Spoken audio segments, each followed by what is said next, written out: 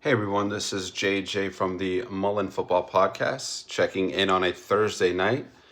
Gonna check in quickly here with you all and kind of update you on a few trades that went down today, and also give you guys a quick preview on kind of the weekend and what we're heading into with some of the matchups.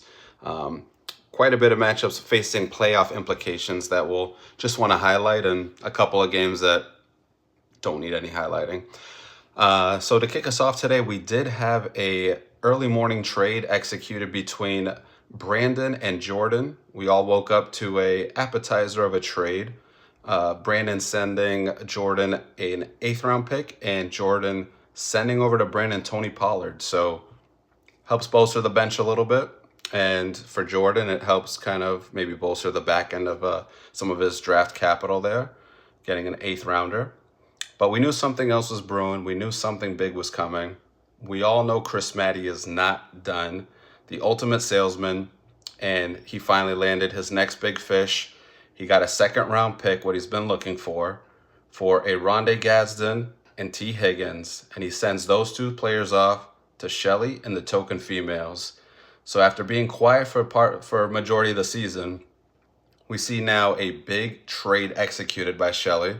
So she lands two immediate impactful players, sends Chris a second round pick that he's been, again, eyeing for quite some time now. Still probably not done with trades.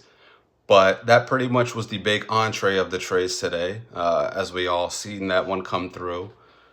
And with that, there's not much more activity on the waiver wire today. Matt has been pretty quiet, so we're all waiting to see that next transaction from Matt that we know is coming there.